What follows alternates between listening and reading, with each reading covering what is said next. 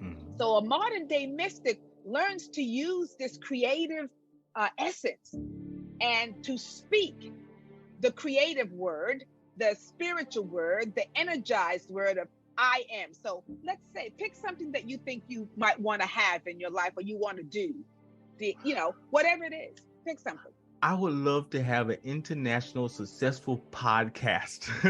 Ah, so the I am would be I am right now having an international successful podcast. I am the author and creator of this dynamic podcast called What's Up with DJ. I am reaching thousands of people. I am. So it's not something in the future. It's not Mm. in the la la land. It's I am. So the only way to embody it is to claim it. So a modern day mystic knows the power of the creative word and uses it appropriately. You're listening to the What's Up with DJ podcast with your host and personal development coach, David DJ Lloyd Jr. Each week, he brings you current events and trending topics from a spiritual perspective, including career development, finance, holistic living, and life hacks, along with stories that invoke humor and inspiration. So if you're ready, let's join the conversation. Here's DJ. Welcome to another episode of What's Up with DJ. I'm your host, DJ, and each week I bring you topics about current events, career development, finance, holistic living, life hacks, and stories of inspiration and humor, all from a spiritual perspective. So be sure to subscribe, like, follow, comment, and leave a review on Apple Podcast.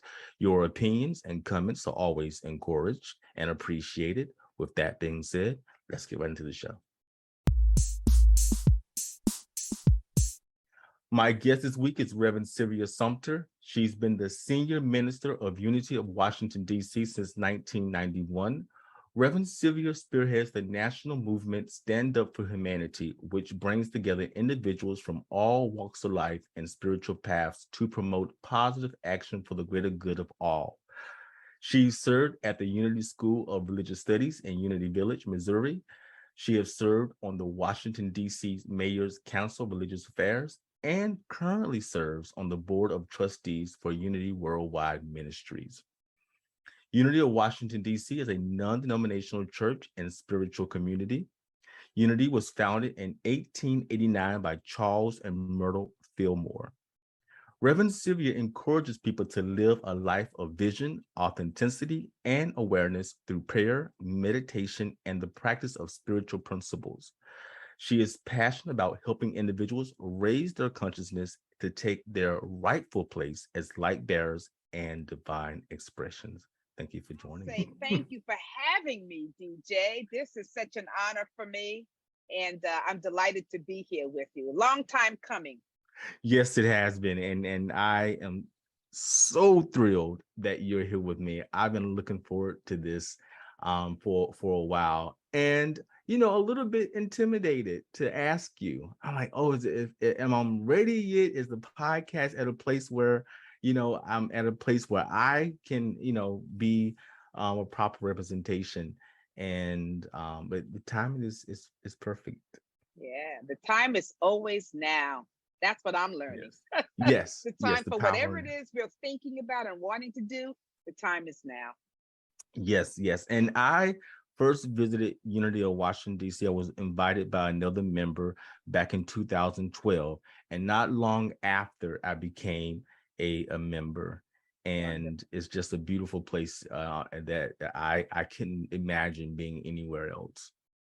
Great. Thank you. I always say it's got the best people in the world, people who are open, receptive, loving, wanting to build community together. So yeah, it's been my honor to serve it this many years. Yes, and you have been there for I think over 31 years. Yeah, it's actually 1991. So either 31 or 32. Do the math, but it's over 30 years. Yes. Yes, and, dedication. Yes. Commitment. It's a call. It's a calling.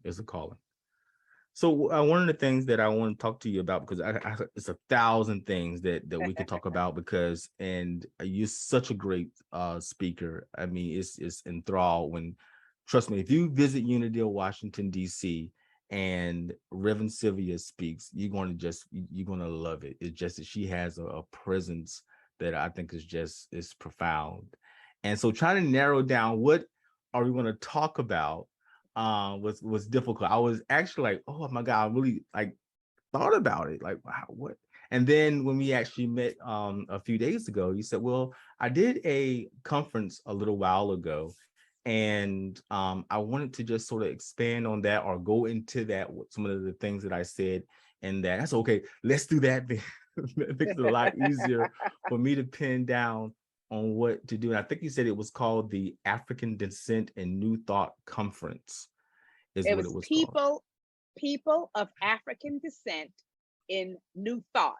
And it was our first annual conference. So first, I won't say annual, but the first conference ever, bringing together African leaders, people of African descent, who are leading, teaching in New Thought, and from all different traditions. And this had never happened before. So it was really history, and it was really great. We had Michael Beckworth and people, from Jamaica, Johnny Coleman's church, just a wonderful array of speakers, in African American speakers, or people of African descent, because we had people from Jamaica there as well.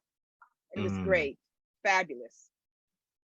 And one of the things that you talked about, you said that you talked about doing that conference when you delivered a speech. I wasn't there. I wish I could have been there to hear it.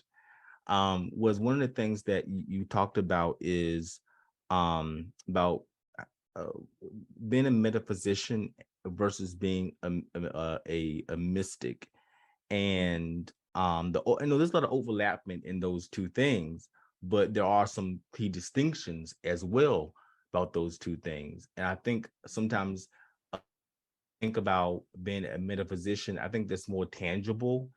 And some of the times we think about mystics, we think about our people who've come before us, who sort of have pounded the way. But think about ourselves as a mystic, I think is a new way of thinking. Yeah. DJ, I had a lot of concern about bringing this topic to the conference, because part of being in unity or a New Thought leader or minister, we focus a lot on the power of the thought, the power of the mind. And I believe that which is all true and a great way to lead into one's spirituality and bringing one's spirituality to life. But the days and times that we are living in, I think, are requiring something even deeper. That the time for, sort of using spiritual tools to effect or improve one's life or to transform one's life has to take a different avenue and approach. There's a deeper level, because we really are here on divine assignment. And as you and everyone else probably can sense, that the world is needing something different to change our trajectory of whether or not we're even going to be here on this planet. So one of the things you and I talked about, and what I think is, there's another level of spirituality that's being called forth. And that got me to really just kind of open my mind. And Spirit said, to me, as I was studying and preparing for this, my keynote speak, that the time is now to deepen myself as a metaphysician, but to go beyond that mysticism is really what's happening. So, I'm like, okay, well, what do I mean by that? Metaphysics and being a metaphysician means you take spiritual principles, spiritual ideas, and I use them and I apply them to my life situation to change and affect my life situation. So it's an application. I'm using these principles, and that's great. But it's like when you're first learning to ride a bike, you put on some training wheels so that you can get your balance, what it feels like to go straight, right? But then there comes a time when you really want to ride this thing, You got to take off the training wheels and go on your own. And Yeah. so, what I feel, we've been doing this training wheel stuff with using these tools to change our lives. But the difference now, it's not so much to use the principles, we have to embody the Mm. principles, become the thing you desire, become the Mm. thing you want. So it's a subtle difference because mysticism is about oneness, right? Being one with the divine, God, the thing you want, the idea, the thought, the principle, one with it. You embody it so that you're not using it, but guess what? You're so open and receptive and at one with it that it begins to use you. So you become the vessel or the channel through which this energy that is running the entire universe comes into action. So it's very subtle, but very powerful because Mhm. now you know who you really, really are, but you're not trying to do something, you're trying to be something. You're not trying, you are it. When you Mhm. embody it, you don't have to try anymore.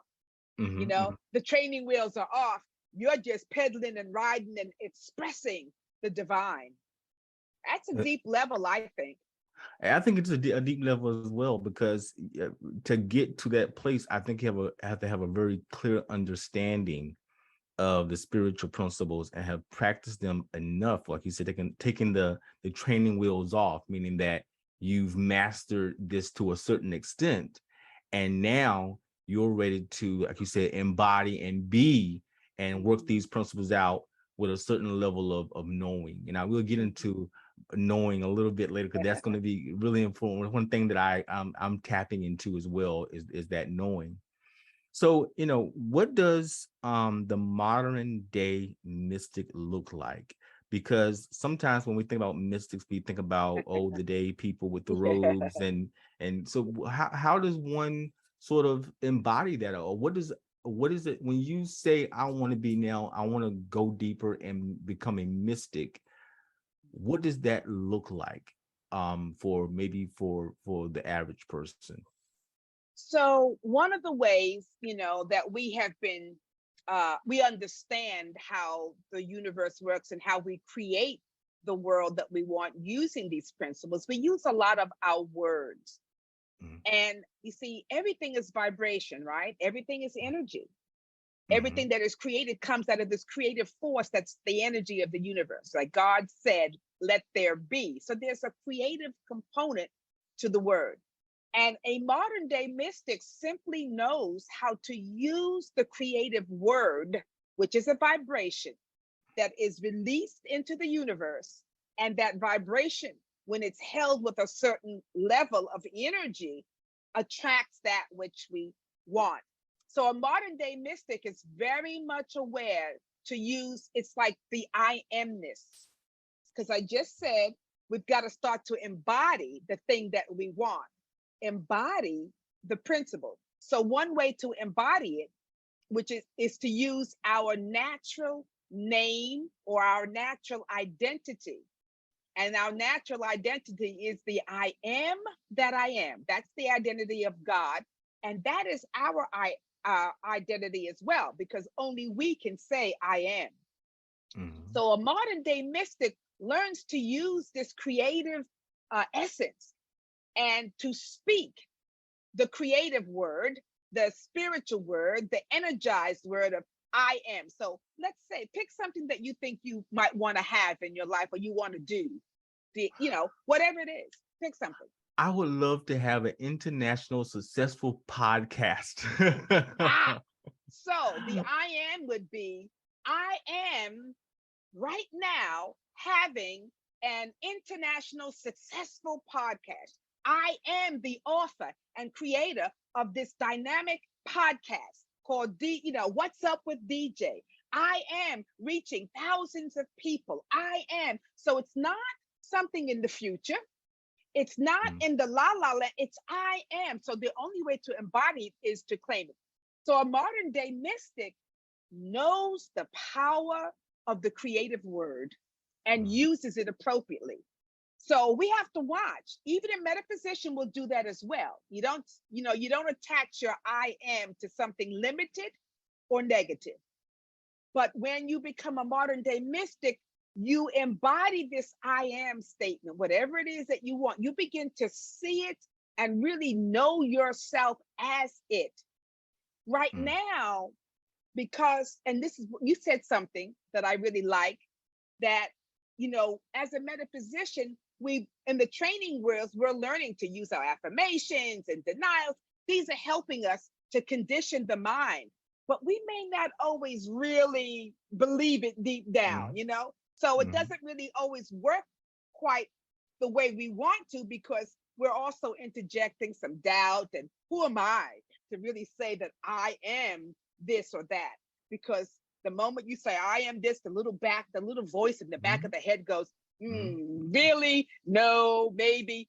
And the modern day mystic has learned to take that critical voice, because you have such great faith in who you really are. You have embodied it, that little critic has to take a back seat.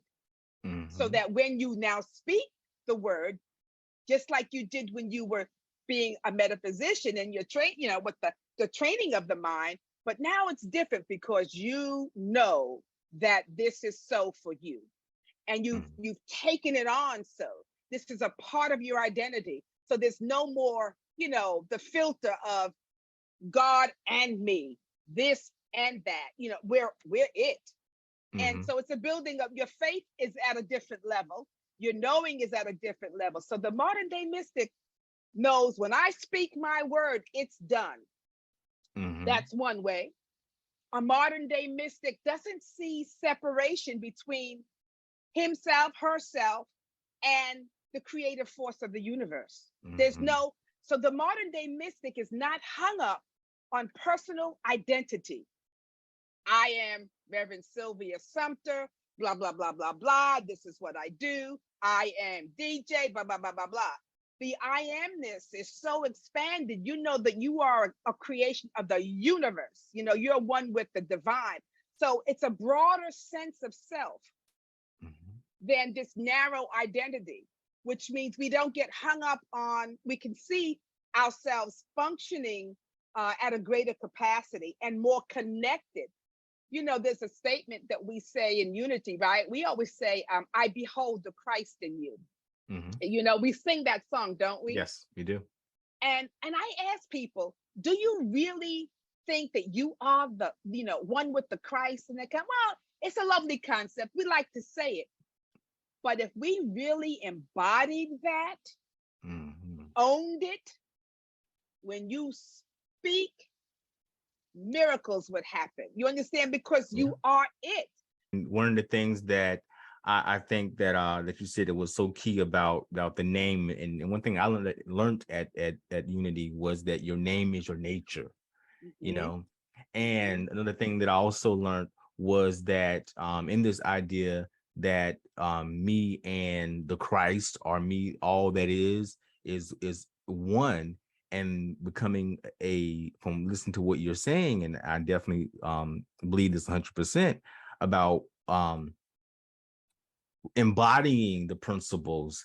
And one of the things that you said in your last talk last Sunday was about living your life and thinking and moving about with the understanding of the principles, like living out the principles. And that can be a scary thing, because when you're living out the principles and like, this doesn't look right, this may not be the way that I picture that this is going to unfold, and then you want to say, well, this doesn't look right, feel right in terms of what I know, so maybe this don't work. I mean, you have these doubts, and you talked about doubts earlier. And I think one of the things that I think the mystic understands is they know the territory.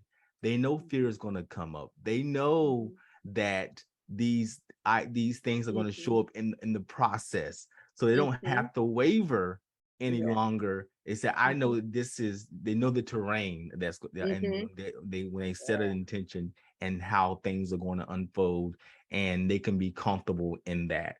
because Mhm. they accepted that they're one with the divine. Exactly. And that's so perfect, DJ, because I was, what I'm learning is that you're right. Our humanity shows up all the time because it's a part of who we are. As long as you're in this flesh and in this body and on this earth, you're going to have your humanity. But we are also, spiritual energy as well. We're all of that. But what is good is that when my humanity shows up, I can see it now. The mystic, as you just said, the mystic recognizes it and can say, "Oh, a little bit of fear just jumped up in here." Oh, because you're bringing conscious awareness. That's the key. The mystic, a modern day mystic, is aware of the happenings and the trappings of the mind. Yes. The happenings and the trappings of the mind. So when some foolishness shows up, like some doubt, some limited thoughts, oh my God, we see it, because it's not going to be like it's never going to show up. I think it gets less and less as you get better at this. But when it shows up, you go, "Oh, wow, a limiting thought. Okay, fear, anger, insecurity. You can see it. And the moment you name it and you see it through awareness, that cuts the energy or its grip on you. You know what I mean? Because when you're unconscious, it grips the mind and takes you down the rabbit hole. So the fear, you all up in the fear. You're interacting with the fear. Or if it's insecurity, it is overwhelming you because you're not conscious. There's no awareness. It is just acting upon you. But when you become a mystic and when you become aware and mindful, a mystic is also very mindful of what is taking place in the mind. Yes. So you're awake. You're conscious of your own being. Like I said, you're minding your mind and you know what's happening in the mind. And when you see that, it breaks the grip so that you just kind of, oh, okay, I see. And the moment you see, I always like to say it's like the Wizard of Oz. When you pull back the little screen and you see, oh, it's just a little man back there operating the big voice. So when I pull back all this fear, like, oh, just a little fear. Okay, I see you. And the moment I see you, that little fear shrinks and it just dissipates. And it's like, okay, I don't have too much more power over her because she sees me. And it dissipates. And it's the ego. Process. It's a process. It's definitely a process because I've been through it as a she'll be back. Right, exactly. But like you said, the more you go through the process and that journey from becoming a metaphysician to a mystic and knowing the terrain, knowing the steps that are involved, knowing the different things that show up, and again, as we become more, I guess, mystical, we begin to it becomes more settled. It becomes the experiences, the fear, it becomes more, it's still there, it's going to still show up, but it's more settled. It's not this coming at you, but it's always still there. But and then you know what to do when these different things show up on the process of transforming yourself from lower levels of thought to higher levels of thought. Exactly, DJ. Exactly. So one of the things that you also talked about was the ancients, and one of the things, because new thought is really old thought, right? Yes. And Plato and you talked about in all these different individuals. I can go with Plato, Aristotle, Pythagoras. I'll get the name wrong too. Hippocrates. Like Socrates. Yes, and these people that you mentioned were some of the greats. These were when we think about mystics, these are the people that we think about when we think about mystics. And but at some point, I believe that every mystic is a thought leader. What we would call these individuals philosophers. I would call them philosophers as opposed to mystics. Yes, they're philosophers, and they're great in the area of the mind and reason, intellect, knowledge, intelligence. A little different from wisdom, intuition, revelation. You see, So they were into this reasoning mind, and through them we went through the age of enlightenment, but they didn't really do a lot with the spiritual realm. They a little bit, but new thought. You see, this is why I say moving from being a metaphysician solely to a mystic, because new thought is all about the mind, the activity of the mind, working with the thoughts, changing your thoughts to change your life. All that is true. But what if, as I said Sunday, what if you're beyond thought?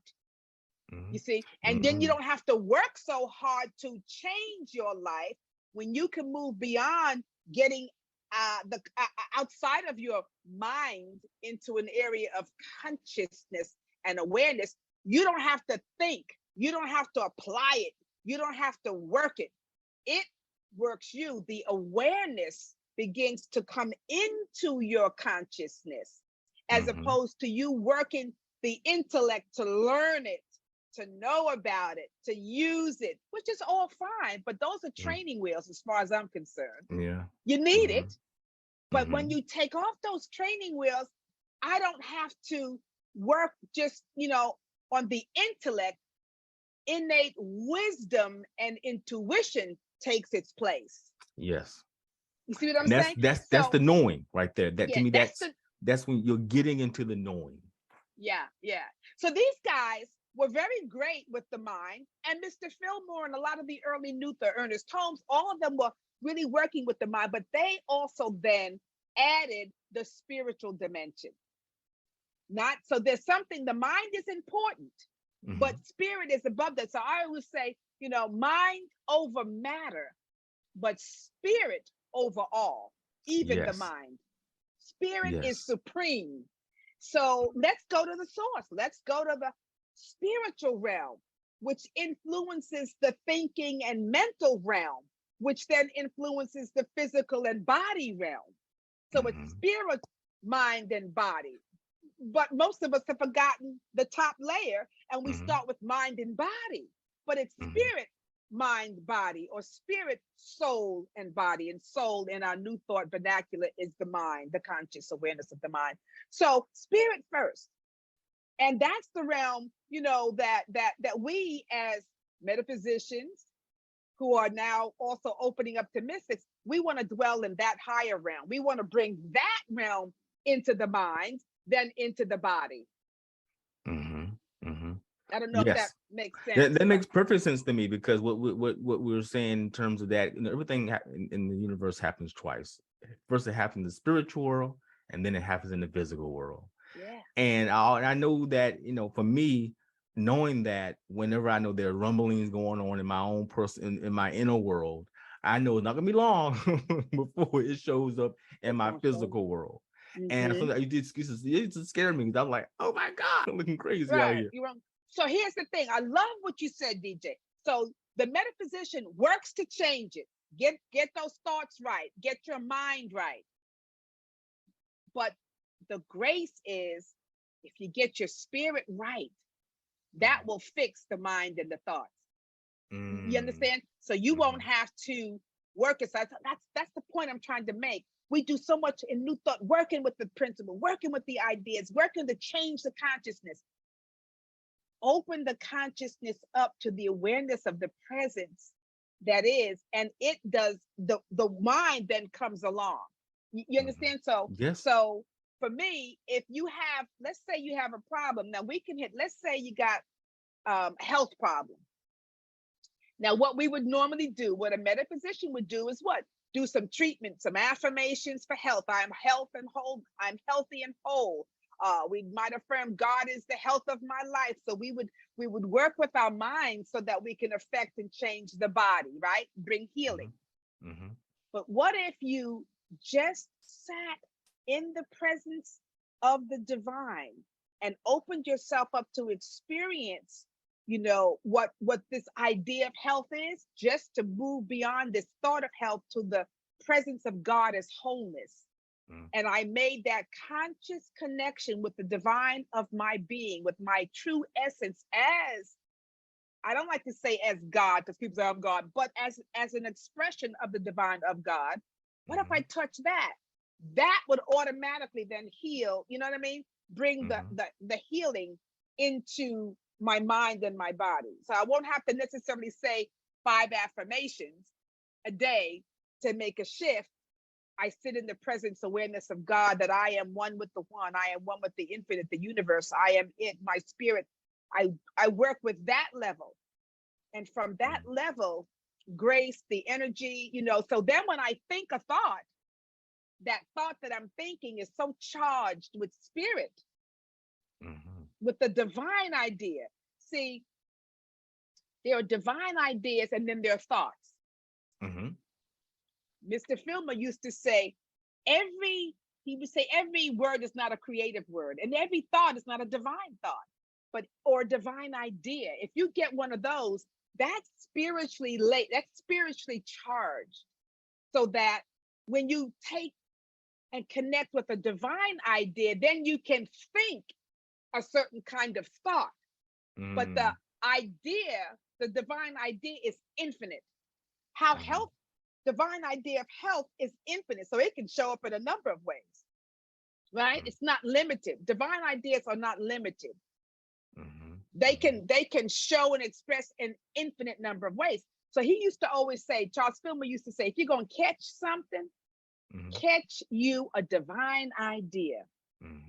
Because then you're beyond this limited thought of what it looks like. It's expanded. And then, you know what I mean? You can draw forth from this greater expanse. It's like in new members, I always give this example. If I say of a chair, right? The chairness, I use chairness. And chair, what does chair mean? If I said, everybody, draw me a picture of a chair. Well, everybody knows what a chair is, but would everybody's chair or picture of a chair be the same? No. Some are going to have a chair in their mind that has 3 legs and it reclines. 2 legs in the front and a big one in the back. So some people might have a chair that has 4 legs and a high back. Some might have one that's velvet and short and no arms. And some have an arm and you can make as many chairs as you want from the idea of a chair. That's what's divine. It's infinite.